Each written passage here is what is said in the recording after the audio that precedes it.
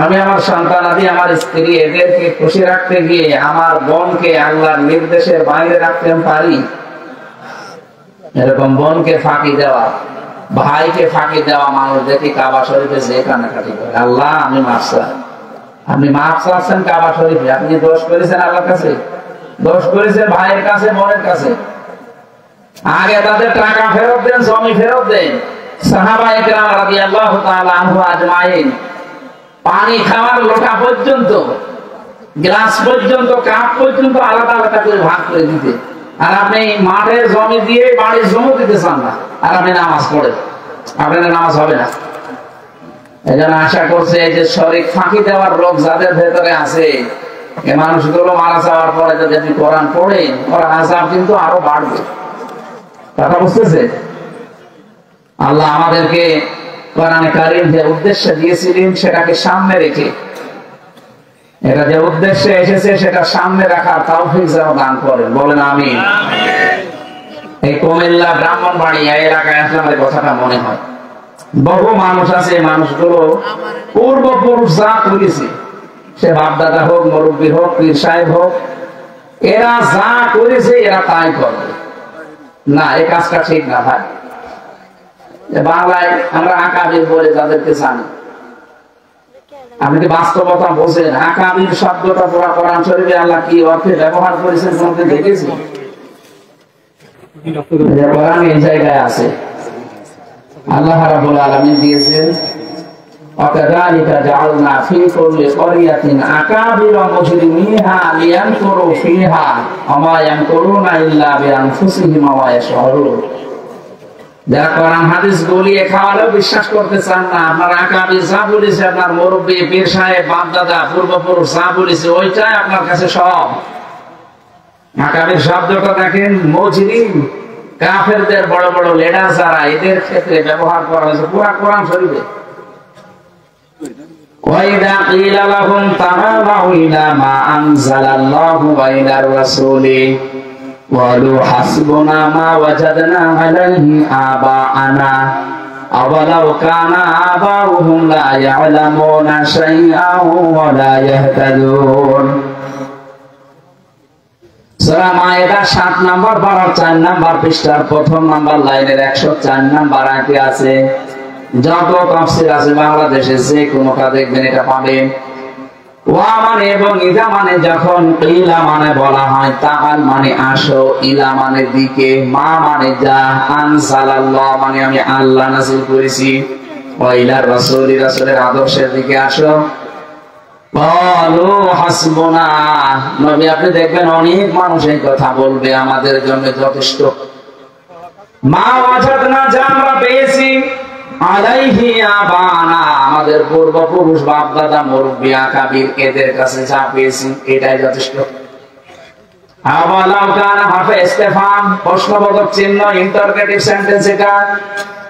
আল্লাহ পাক বলেন, হে নবী যদিও দেখবেন এদের এই বাপ দাদা, পূর্বপুরুষ, মুরব্বী, পীর সাহেব, আকাবির যাই বলেন, লা ইয়ালামুনা শাইআ, সভ্যতার বিকাশ না হওয়ার কারণে হয়তো ইসলাম সম্পর্কে সেরকম কিছু জানতো না, ওয়ালা ইয়াহতাদুন, হেদায়েতের উপরেও ছিল না, এরপরও অন্ধভাবে দেখবেন ওরা ওদেরকে মেনে চলবে।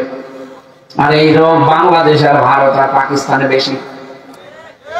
বিশ্বের যতগুলো দেশে আমি ঘুরেছি সবচাইতে বেশি এই রোগটা, এই পূর্বপুরুষ বাপ দাদা যা বলেছে ওইটা করবো, কোরআন হাদিস রাখেন, এই রোগটা বাংলাদেশ, ভারত, পাকিস্তানে বেশি। কথা বলেন না? বিংশ শতাব্দীর অন্যতম মুজাদ্দিদ সাইয়্যিদ মাওলানা আবুল আলা মাওদুদী রাহমাতুল্লাহ আলাইহি, উনি কিন্তু ইসলাম বুঝতে গিয়ে জানিয়েছেন যে আমি ইসলাম মানতে গিয়ে দেখলাম কোন বাবা কি বলেছে, কোন দাদা কি করেছে না, আমি দেখেছি আল্লাহ কি বলেছে, রাসূল কি করেছে।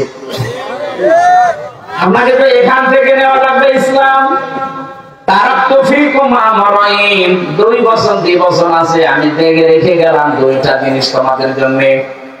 কিতাব আল্লাহ ওয়া সুন্নাত রাসূলিহি, আল্লাহর কিতাব এবং রাসূলের সুন্নাহ। নবীজি কি বলতে পারতেন না যে আমার ডান পাশে আবু বকর আছে, বাম পাশে ওমর আছে, এদেরকে রাখলাম, এদের মেনে নিলে তুমি জান্নাত পেয়ে যাবে, পথ হারাবে না? বলেছিলেন আমি কোরআন আর সুন্নাহ রাখি। আমি তাদেরকে ছোট করি না, সাহাবীরা অনেক উপরে, তারা জান্নাতের সার্টিফিকেট প্রাপ্ত, প্রতিটি সাহাবী জান্নাতি, তারা চরিত্রের মানদণ্ডে একেবারে সর্বোচ্চ, এটা আমরা মানি। কিন্তু এই পৃথিবীতে একচ্ছত্র মালিকানা মুহাম্মদুর রাসূলুল্লাহ সাল্লাল্লাহু আলাইহি সাল্লাম ছাড়া অন্য কাউকে অন্ধভাবে আপনি মানতে পারবেন না। কারণ উসওয়াতুন হাসানাহ এই শব্দটা আল্লাহ কারো নামে দেয়নি, শুধু বিশ্ব নবীর নামে দিয়েছেন। লাকাদ কানা লাকুম ফি রাসূলিল্লাহি উসওয়াতুন হাসানাহ, এই শব্দের ওজন কত আপনি জানেন?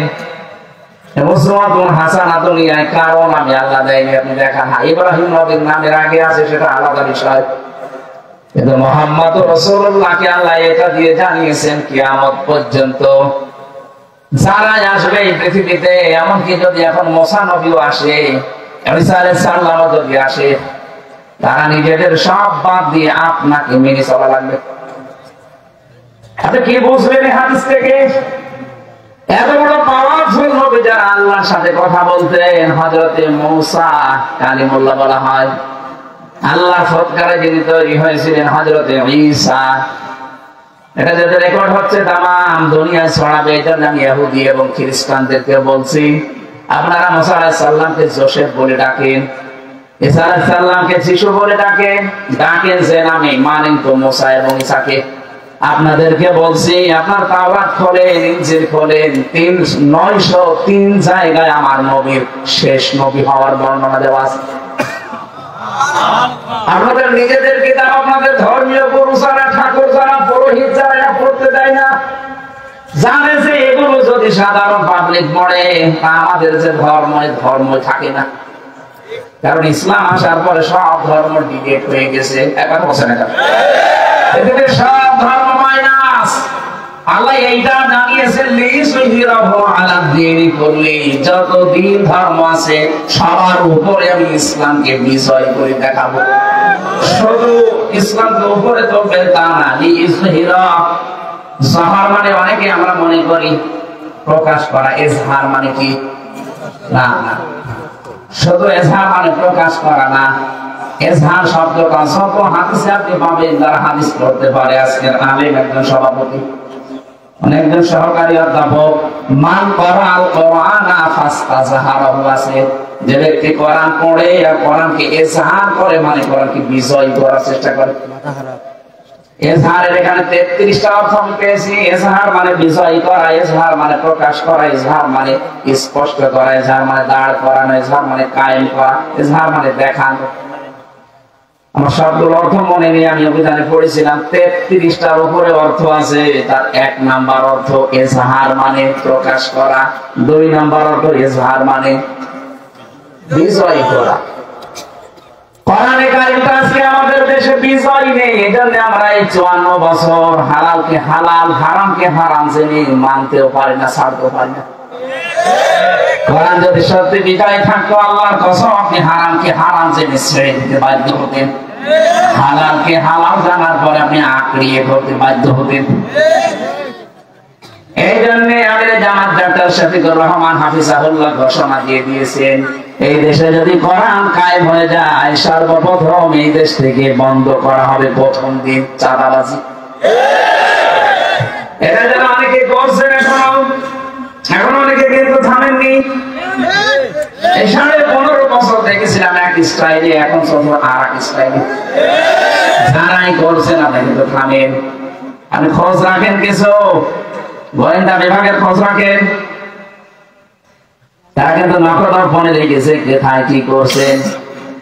আজকেও ঘাটের পাহারাদার নিতে গিয়ে সিএনজি স্ট্যান্ডের এই যে পাশের জেলা ব্রাহ্মণবাড়িয়ায় আমার 2 দল মারামারি করে 10 জন আহত, আর 2 জনের চোখ হারিয়ে গেছে। আপনি কি শুরু করছেন? সব জায়গায় চলছে ফকিরের কাছ থেকে চাঁদা নিন। মানুষ ভিক্ষা করতে পারেন না?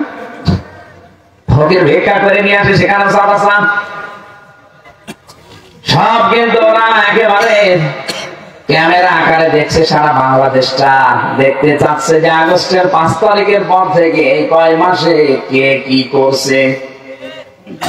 ওরা সব অবজারভেশনে রেখেছে, দেখতে চায় সত্যি যারা দেশপ্রেমিক, এতদিন যাদেরকে মিথ্যা তহমত দিয়েছিলেন, চেতনার নাম দিয়ে 71-এর উল্টাপাল্টা কথা লাগিয়ে দিতেন, মানুষ এখন দেখতে পাচ্ছে এই মানুষগুলো বাংলাদেশের সবচাইতে বড় দরদি মানুষ। আপনি যাই মনে করেন এটাই বাস্তব। আপনি দেখেন এদের নামে একটা চাঁদাবাজির মামলা নেই, এমনকি সিগারেট খাওয়ার মামলা নেই। আপনি যদি দেখাতে পারেন যে একটা সিগারেট খায়, আমি এখন ওয়াজ ছেড়ে দেবো, আর আপনি সিগারেট না ডাইলও খান। এই জন্য অনেককে ভয় দেখায়, ইসলাম যদি দেশে কায়েম হয়ে যায় তুই কিন্তু ডাইল খেতে পারবি না, লাল পানি একটু হালকা হালকা খেতে পারবি না। কে বলে আপনি খেতে পারবে না? পারবে, কিন্তু ডাইল খাওয়ার মতো মন আপনার থাকবে। বুঝলেন? এই করোনা পূর্ণা, এটি কোন করোনা? করোনা, করোনা না, এটা করোনা, দয়া। এলাকায় দয়াপুর নাকি? যে মসজিদে নামাজ পড়তে গেলেন আপনি, মসজিদের সাইড দেওয়ালের মাঝে যতক্ষণ থাকে আপনার বিড়ির নেশা, বিড়ি খেতে পারবে? যদি বিড়ি খেতে হয় অন্তত সাইড দেওয়াল পার হয়ে বাইরেছে, কারণ ওই পরিবেশটাই ওই রকম। কথা বলেন না কেন? কোরআনে কারিম যদি 56,000 বর্গ মাইলে কায়েম হয়ে যায়, পুরা দেশটাই হয়ে যাবে একটা মিনি জান্নাত। ও বিড়ি খাওয়া, ডাল খাওয়া এগুলো আপনার মনে আসবে না, তৈরি হয়ে যাবে দেশটা এরকম। আমরা ওরকম একটা দেশ চাই না। গোয়েন্দা বিভাগের যারাই আছে 27টার উপরে গোয়েন্দা বিভাগ কাজ করছে বাংলাদেশে, প্রত্যেকে এটা চাচ্ছে যে আমরা দেখি আসলে দেশটাকে ভালোবাসে কারা। যাদের নামে এরকম কিচ্ছু পাওয়া যাচ্ছে না, তাদের হাতে কিন্তু দেশ তুলে দেবে আপনাদের উল্টাপাল্টা কাজ দেখে।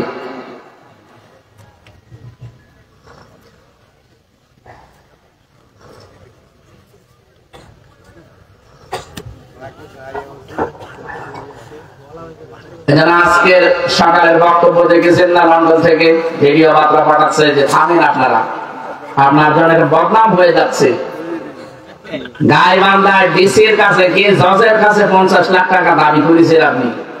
মানুষ বাস্তবতা কিছু বোঝেন না, আন্দোলন যেখান থেকে হাত দিতে চান। এই জন্য শেষে মুরব্বী হুজুর কাছে কি বলে, মোস্তাক করে দেশে মুরব্বী মুরব্বী আপনি থামেন। আশা করছি আপনি থামবেন, বা যা শুরু করেছেন বদনাম হয়ে যাচ্ছে। বহু মানুষ আপনারা মজলুম, আমি দেখেছি এক একজনের নামে 313টা মামলা। তারেক জিয়া সাহেবের বন্ধু আর পিএস দুইজনে আমার সাথে ছিল, তারা মজলুম মানুষ। অপু ভাইয়ের জন্য আমি মন থেকে দোয়া করি, আল্লাহ যেন তাকে সর্বোচ্চ মাকাম দান করে। কষ্ট করেছে, যুবক মানুষ, খুব বেশি বয়স না। বিয়ে করার পরে এই যে 7-8 বছর এই জালেমরা তার জেলে রেখে দিয়েছে। কষ্টের পরে কষ্ট সহ্য করেছি আমরা ভেতরে। 24 ঘন্টা আমাদের উপরে আলাদা নজরদারি ছিল। আমাদের পাহারা যাদের দিকে দিত, মুসলমান দিত না, দেবদুলাল দিত, সুব্রত বালা, অসিত কুমার, ঘোষ রঞ্জন, এইরকম মানুষকে আমাদের দায়িত্ব দিত যেন আরো কড়াকড়ি করে বেশি। এই জন্য আপনারা মাজলুম, আমরাও মাজলুম। ওই 14 দল বাদ দিয়ে বাংলাদেশে আমরা যা আছি সবাই মাজলুম। এই কথা বলেন না, এই মাজলুম মানুষগুলো অন্তত এক হয়ে দেশটাকে একটু ভালোবাসে। এই যে আমি যখন আসছিলাম ওখান থেকে, আমি 10:30টায় নেমেছি। আসার সময় দেখলাম আমির জামাত ডক্টর শফিকুর রহমান হাফিজাহুল্লাহ আমার কুষ্টিয়াতে প্রবেশ করছে 11টায়। 10:45 উনি অলরেডি ঢুকে পড়েছে। হাজার হাজার মানুষ কুষ্টিয়া শহরে, দল মত নেই। কালকে আমার মনে হয় 4-5 লাখ মানুষ হবে। এরা সবাই এই রাত 10:30, 11টার সময় দাঁড়িয়ে আছে, শুধু একটু সালাম দেবে। এই মানুষটার উপরে আল্লাহ এমনি এমনি মানুষের অন্তর ঝুঁকেছে না, তার আমল জানেন, তার ইখলাস কি আল্লাহর উপরে তাওয়াক্কুল, ভরসা। এটা মানুষের ইবাদত যখন সত্যি ইবাদতের মতো হয় ইখলাসের সাথে, যত সৃষ্টি আছে সবার ভেতরে আল্লাহ তার মহব্বত তৈরি করে দেয়। আমরা 8-10 ঘন্টা চিল্লালে যা হয় না, ওই মাত্র 2 মিনিটে তাই করে ফেলে। এই কুমিল্লায় হয়েছিল না? পুরো 10 ঘন্টা কথা বলা লাগে না আমাদের মতো। আমরা তো 2 ঘন্টা 3 ঘন্টা এখন মানে সেই কেবল 60 আওয়াজ শুরু করে 2-3 ঘন্টা, আর ওনার মাত্র 2 মিনিটের বক্তব্যে আমার 10 ঘন্টার কাজ হয়ে যায়। কথার তাসির এমনি হয়। কত বড় বড় আল্লাহর ওলি দেখি তাদের কথার কোনো তাসির নেই। এই যে মাঝ ভান্ডারি যেটা মরে গেল, শয়তানের কথা কোনো তাসির আছে? জামাত আমি শুধু টান নিয়ে বলছি তা না, নিজে দেখেছি তো, তার সাথে ছিলাম আমি ভেতরে। ফাঁসির কন্টেন্ট ছিল আমার ওনারে এক জায়গায় রেখেছি। লোকের আল্লাহর প্রতি যে ভরসা, আমি আলেম হয়েও ভরসা এখন তৈরি করতে পারিনি। সে একটা জেনারেল শিক্ষিত মানুষ, ডাক্তার, অপারেশন করে, সার্জন, তার ভেতরে আল্লাহ যে ইখলাস দিয়েছে, এমনি আল্লাহ এটা দেয়নি। মানুষের ঈমান আর আমল যখন একেবারে আল্লাহর জন্য ইখলাসের সাথে উপরে উঠে যায়, তখন সৃষ্টি জগতের ভেতরে আল্লাহ একটা মহব্বত আলাদা তৈরি করে দেয়। এই জন্য আমি সাইয়েদ আবুল আলা মাওদুদী রাহমাতুল্লাহ আলাইহির কথাটা আবার বলছি, আমি ইসলাম মানতে গিয়ে কখনো দেখবো না যে আমার বাবা কি করেছে, দাদা কি করেছে। আমি দেখবো আল্লাহ কি করেছে, রাসূল কি করেছে। কথা বলুন, তাহলে আপনি আর বিভ্রান্ত হবেন না। আমার ভাইরা, কোরআনে কারীম থেকে সূরা হাদীদের 28 নম্বর আয়াতটা আমরা তেলাওয়াত করেছি। আমরা চাই যেহেতু তাফসীর করা মাহফিল লেখা, তাফসীর আকারে কথা বলতে চাচ্ছি, একটু সময় দেবেন না ইনশাআল্লাহ? আল্লাহ পাক বলেন, ইয়া আইয়ুহাল্লাযীনা আমানু ইত্তাকুল্লাহ। ওহে যারা ঈমানের দাবি করো তাদেরকে বলছি, আমাকে ভয় করো। এখন আল্লাহর এই ভয়টা কি? আমরা অনেকে মনে করি আল্লাহর ভয় মানে বিশাল জুব্বা গায়ে দিয়ে, পাগড়ি একটা মাথায় দিয়ে, হাতে একটা তসবিহ নিয়ে কোন জায়গায় বসে বসে শুধু হো হো করা, বিশাল আল্লাহর ভয়ের পরহেজগার না। আজকে ব্রাহ্মণবাড়িয়া বাঞ্চারামপুর, এখান থেকে আরেকটা নদী আছে না, নারায়ণগঞ্জে যাওয়া 2500 সোনারগাঁও ওসব আশপাশ দিয়ে, ওখানে একটা মরুভূমির মতো জায়গা দেখবে, নৌকায় করে যাওয়ার আগে ট্রলারে করে। আর 14 দিন একটা লোক ওখানে যে মাটির নিচে ঘর বানিয়ে 14 দিন ওখানে ধ্যান করছে। আল্লাহর ওলি হবে এই কারণে।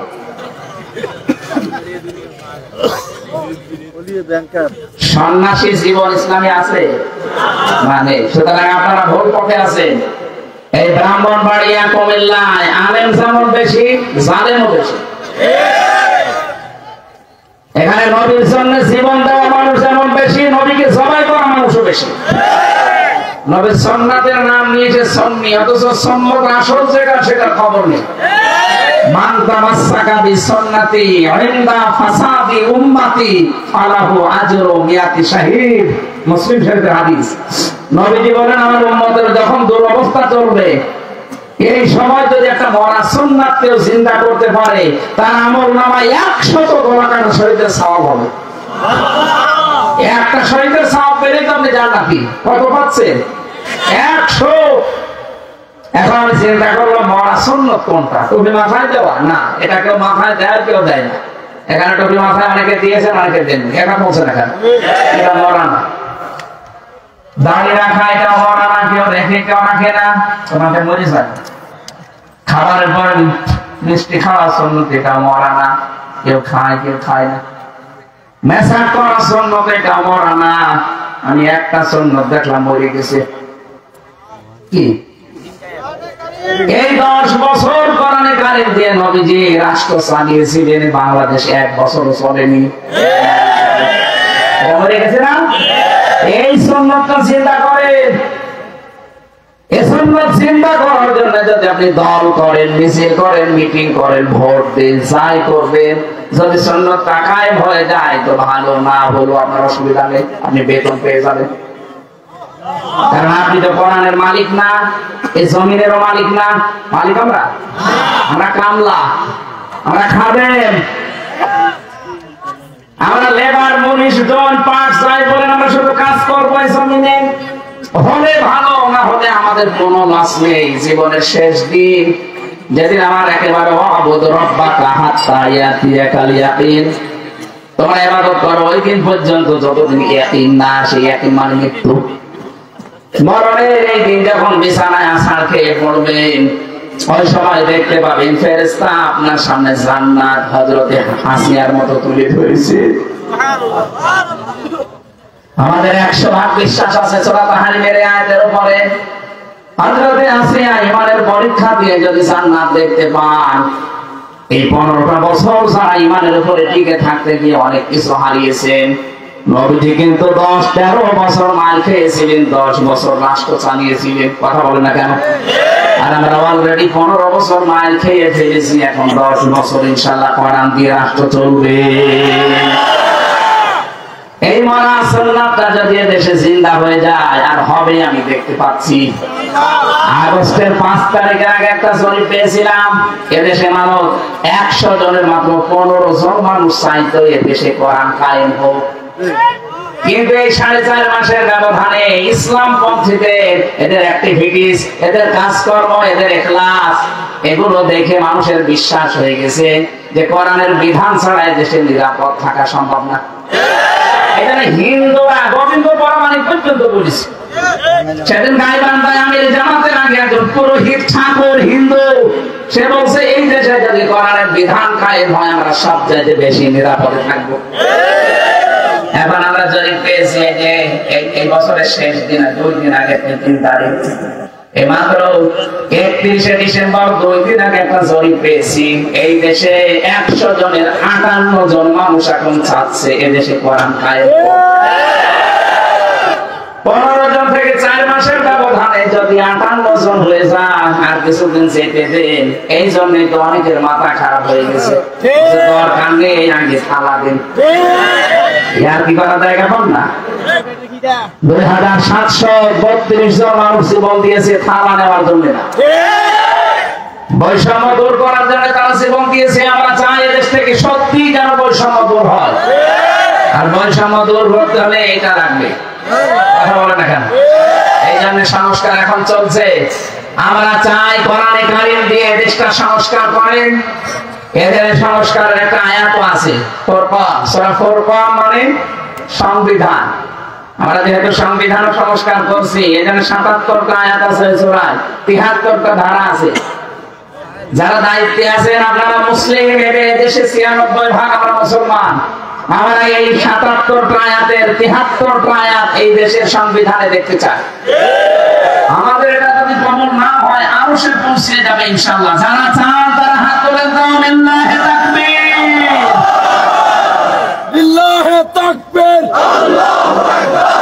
আল কোরআনের আলো, সংসদে জালো, আল কোরআনের আলো, লিল্লাহি তাকবীর, আল্লাহু আকবার।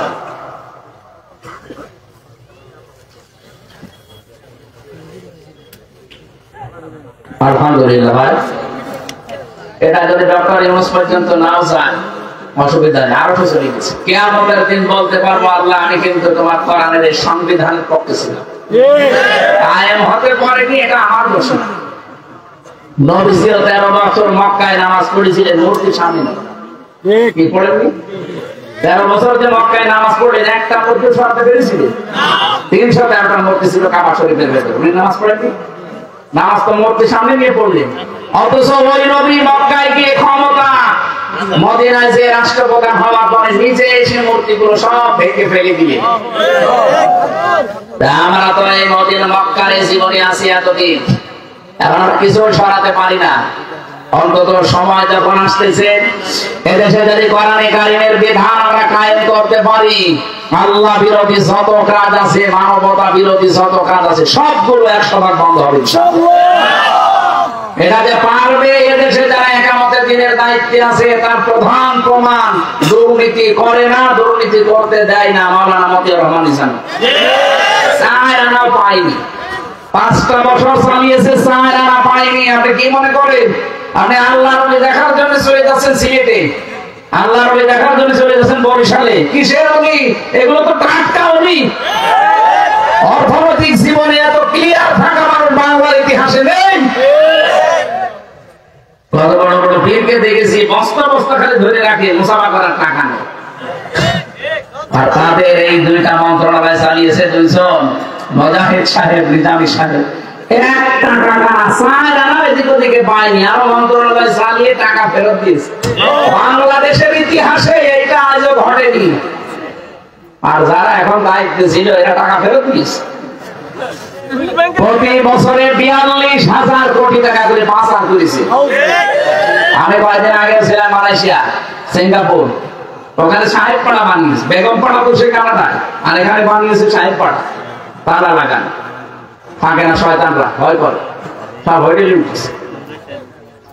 মালয়েশিয়া হোটেলে গোয়েন্দা বিভাগের একজন আমাকে ডাক দিলে, উনি বাংলাদেশের দায়িত্বে ছিলেন, এখন ওখানে আছে। চা নাস্তা করছি, নিচে নামলাম, দেখি তো শয়তান বসে আছে। কি দাদা এখানে? হুজুর আমরা আগে পানিয়েছি। কেন আপনার সে সাহেব পাড়ায় থাকবেন না? হ্যাঁ, ওখানে যে মায়ের খাবো, এদেশে বহু বাঙালি আছে, যদি দেখতে পান পিটিয়ে লাল পানি ফেলবে। কি করলেন আপনি টাকাগুলো ওখানে নিয়ে? ওইগুলো যদি বাংলাদেশে 36 লাখ যুবক এখন বেকার, এদের কর্মসংস্থান তৈরি করে দিতে পারতেন। আপনি ইসলামের হাতে দেশটা তুলে দেন 10 বছর, একটা মানুষ যদি বেকার থাকে আমি এই দেশ থেকে চলে যাবো। তারা এমনি লক্ষ লক্ষ মানুষের কর্মসংস্থান তৈরি করে ফেলেছে অলরেডি। ইসলামী ব্যাংক দিয়ে, ইসলামী ব্যাংক হাসপাতাল দিয়ে, ইবনে সিনা দিয়ে, আরো হাজারো প্রতিষ্ঠান, বিশ্ববিদ্যালয় গুলো বানিয়ে কত রকমের কর্মসংস্থান মানুষের তৈরি করে দিয়েছে। কিছু হাতে নেই, তাই হাতে দিয়ে দেন। এই 42,000 কোটি টাকা যদি পাচার বন্ধ হয় প্রতি বছরে বছরে, দেশটা এমনি দাঁড়িয়ে যাবে। আর আমরা এটা চাই, কথা বলে ঠিক কিনা? আমি আবার রিপিট করছি, আমির জামাতের কথাটা খুব ভালো লেগেছে, যে আমরা যদি সত্যি ইসলামকে দেশে আনতে পারি, প্রথম দিন আমরা এই দেশে আইন পাশ করে বন্ধ করবো চাঁদাবাজি। এটা থেকে মারাত্মক আকার ধারণ করেছে সারা দেশে, প্রত্যেক জায়গায় চলছে এখন। এটা সর্বপ্রথম বন্ধ হবে। আর মানুষও এখন আস্থা পাচ্ছে না, ইসলাম আসলে এটা বন্ধ করা সম্ভব। আমরা আপনাদেরকে দেখাবো কোরআন দিয়ে, ইনশাআল্লাহ। যদি এটা আসে, আর আমার জীবনের সবচাইতে বড় আশা, 3টা বছর আমি এই কারাগারে ফাঁসির কন্ডেম সেলের ভেতরে 24 ঘন্টা, বিশেষ করে তাহাজ্জুদে আমার প্রতিদিনের দোয়া ছিল, আল্লাহ তুমি যাই করো তাই করো, চর্মচোখে অন্তত 56,000 বর্গ মাইল কোরআন দিয়ে চলছে, এটা যেন দেখে মরতে পারে। আমি আশা করি আমার দোয়া কবুল হবে ইনশাআল্লাহ। কারণ একদিকে আমি মাজলুম ছিলাম, একদিকে অসুস্থ ছিলাম, আর একদিকে মুসাফির অবস্থায়। এখন তো মুসাফির অবস্থায় আছি। এজন্য আমি আশা করছি নবীর হাদিস অনুযায়ী আমার দোয়া আল্লাহ ফেরত দেবে না। আমি চর্মচোখে যেন দেখতে পারি যে এটা দিয়ে বাংলাদেশ চলছে, মিনি জান্নাত হয়ে যাবে দেশটা, আপনি ভাবতেও পারছেন না। মরা সুন্নাত তাহলে কোনটা আপনি কি বুঝেছেন? এটার জন্য যদি এখন থেকে আপনার দল করা লাগে করবেন, যদি ভোট করা লাগে করবেন, যদি টাকা দেওয়া লাগে দেবেন, তাহলে এটা মরা সুন্নাত। এখন নেই এই সুন্নাতটা। 10 বছর নবী কোরআন দিয়ে যে দেশ চালিয়েছে, এটা কি মিথ্যা কথা?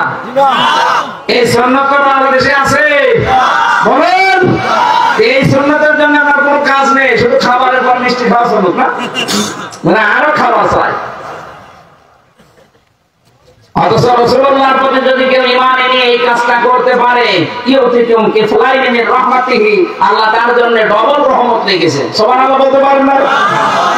আমরা রাসূলের উপরে ঈমান আনো, এই কথা শুনলে মনে করি রাসূল একজন আছে। আরে ভালো কথা তো আমিও জানি যে রাসূলের উপরে ঈমান আনার অর্থ হচ্ছে এইটা, তার আদর্শ যে 23 বছরের নবুয়তের জিন্দেগি এই পৃথিবীতে বাস্তবায়ন করে দেখানো। আপনার কুমিল্লা ব্রাহ্মণবাড়িয়ায় যেহেতু নবীর আশেকের নাম বেশি পাওয়া যায়, এদেরকে গরম সন্নি, মিঠা সন্নি, ঠান্ডা সন্নি, যাই নাম নিয়েছেন আপনি। মিলাদ পড়েন, 63 দিন ধরে মিলাদ পড়েন। মিলাদ মানে জন্ম, মিলাদ মানে কি? জন্ম হতে 63 দিন লাগে। কিসের মিলাদ পড়েন আপনি? অথচ নবীর জন্মের দিন যা ঘটেছে আপনি তো সেটাও করতে পারেননি। মুহাম্মদ রাসূলুল্লাহ সেদিন জন্মগ্রহণ করে কয়েকদিনের ভেতরে হযরত হালিমাতুস সাদিয়া এসেছে, এসে ওনাকে তুলে নিলেন। সিরাত ইবনে হিশাম বলছে বাদান স্তন দিয়েছেন, উনি পান করলেন, বাম স্তন দিলেন, মুখ বের করে। হযরত হালিমা বলেন তিনবার তাকে লাগিয়েছে আমার স্তনের সাথে, 3 বার তিনি মুখ বের করে নিয়েছেন। ডাক দিয়ে বললাম চোখের ইশারা দিয়ে যারা বোঝাতে চাচ্ছেন নবীজি মা হালিমা জোর করেন কেন? ডান ইসলাম এটা আমার অধিকার ছিল, আমি পান করেছি, আমি জানি আপনার তো সন্তান আছে আব্দুল্লাহ, এই বাম ইসলাম তার অধিকার। আমি দুনিয়ায় এসেছি ভাইয়ের হক ফিরিয়ে দেওয়ার জন্য, ভাইয়ের হক নষ্ট করার জন্য আসি না। এইটার নাম মিলাদ, তার জন্ম এটা। তিনি জন্মের পরে এটা দেখিয়েছেন আদর্শ। আর আপনি কিসের সামনে দাবি করেন এই আদর্শ আছে আপনার ভেতরে? আপনি তো মানুষের অধিকার, ভাইয়ের অধিকার আর নষ্ট করেন। তাকে আপনি এমন এমন কিছু শিখিয়ে জাহান্নামে নিয়ে যাচ্ছে। আপনাকে স্পষ্ট বলছি সূরা সরকারের 68 নম্বর আয়াত, আল্লাযীনা লা ইয়াদউনা মা'আল্লাহি ইলাহান আখার, যারা আল্লাহর পাশাপাশি অন্য কাউকে ডাকে, ইযআফ লাহুল আযাব, তাদের ডবল শাস্তি হবে। রাসূলুল্লাহকে মেনে নিলে যেমন ডবল সওয়াব হয়, আর যারা রাসূলের বিরুদ্ধে কাজ করবে তাদের শাস্তিও হবে ডবল। এই জন্য আল্লাহর নামে জিকির করার পাশাপাশি যে মানুষগুলো এই তাহেরি ভাইয়ের কথা মতো ইয়ালি বাবা, শালি বাবা, কেল্লা বাবা, ফতে বাবা এই জিকির করেন, বুঝে করেন আর না বুঝে করেন, আপনার ডবল শাস্তি হবে। আশা করছি এটা আপনি ছেড়ে দেবেন। বুঝে করেন আর না বুঝে করেন, ও নাই একটা দরবার কেন্দ্রিক চলছে একটা ব্যবসা করার জন্য, আপনি কি ওর সাথে জাহান্নামে যেতে চান? এজন্য আল্লাহর সাথে অন্য কাউকে টাকা পাবে না, সে যাই হোক। নায়ক সাহেব চৌধুরী নাটুরানি, ওকে যে হত্যা করেছিল মামুন, আমার সাথে জেলে ছিল 25 বছর একাধারে। ও দেখতাম রাত 2টা 2:30টার সময় ওঠে, আমার ওঠে তাহার করতে জন্য, আর ও ওঠে জিকির করতে। তো জিকির সে জাত মতো জিকির করতে পারে, উঠে সে ঘর কাঁপিয়ে বলবে ইয়া রাসূলুল্লাহ, ইয়া রাসূলুল্লাহ, কি গো আমি কি জিকির করে হুজুর? এদিকে আসেন। মাওলানা মামুনুল হক আর আমি যে এক জায়গায় ছিলাম, ওনারে ডাকলাম, ওরা কি জিকির করলাম? বছর রসুলের ইশক। কিসের ইশক আপনার? বছর আমি শুনেছি আমার একটা হুজুর বলে গেছে, যদি রসুলের নামে জিকির করা যায় তাহলে তাড়াতাড়ি জেল থেকে বের হবে। আরে ভাই, তুমি রসুলের ইশকে জিকির করো, তুমি জেল থেকে বের হওয়ার জন্য তাড়াতাড়ি করছো না? আমি ভুল পথে আছে, আপনাকে যে শিখিয়েছে সেও হয়তো জানে না, আর আপনিও হয়তো না জেনে করছেন। রাসূলুল্লাহর নামে কোন জিকির বলেন না কেন? জিকির হবে শুধু আল্লাহর নামে, এমনকি আল্লাহর পাশাপাশি অন্য কাউকে জিকিরের নামে ডাকাও যাবে না। তাহলে কোন দলিলে তারা কেল্লা বাবা, ফতে বাবা জিকির বানিয়েছে বলেন আপনি? হ্যাঁ, এরা একেবারে স্পষ্ট ভণ্ডামি। এরা যেন কুমিল্লা জেলে আসতে না পারে। ভণ্ডার আসবে কোন কারণে? যারা আসবে বদল করার শহীদ হাতের এক একটা শব্দের অর্থ বের করে, তাফসীরের নাম বলেন, আমরা বাড়িতে মিলিয়ে দেখবো। আমি এখানে আমানু বলে আল্লাহ ডাক দিয়েছেন ইমানদারকে, তাকওয়ার ভেতরে 9টা অর্থ আছে। তাকওয়া মানে শুধুমাত্র ভয় করা না, তাকওয়া মানে আল্লাহর নিষিদ্ধ কাজ ঘৃণা ভয়ে ছেড়ে দেওয়া। কি কথা বুঝতেছেন? যাদের এই মোবাইল আছে, মোবাইলে এমন কোন দৃশ্য যদি থাকে যেটা নিজে দেখলে আনন্দ পান, মজা লাগে, অন্য কেউ দেখলে লজ্জা পান, এটা নিষিদ্ধ কাজ। এরকম কোন দৃশ্য, সেটা সিনেমা, নাটক, থিয়েটার, নভেল, এগুলো কিছু থাকলে যেটা নিজে দেখলে ভালো লাগছে, আনন্দ লাগে, মজা লাগে, অন্য কেউ দেখলে আপনার খারাপ লাগে, লজ্জা লাগে, শরম লাগে, এটা এখনই ডিলিট করা লাগবে। এটার নাম তাকওয়া। তাকওয়াই বুঝি না, খালি নামাজ গায়ে দিলে তাকওয়া হয়? এই তাকওয়া এখন অর্জন করা লাগবে। যাদের মোবাইলে এরকম আছে ডিলিট করে। না না, না করলে আমি ওয়াজ করবো না। যারা ডিলিট করবে যারা হাত তোলেন তো দেখি আপনার মোবাইল কি আছে। এত বড় বড় গাড়ি নিয়ে ওটা বড় জিনিস দেখে নয়, বাড়িতে ঠিক করবে না, এটা দাঁড়িয়ে মানুষ যাই আছে, যদি নিজে দেখলে ভালো লাগে, অন্য কেউ দেখলে লজ্জা পান, ওটা ডিলিট করে দেবে। এখানে বহু মানুষ বসে আছে আমি জানি, যারা ভাবির সাথে লাইন করে,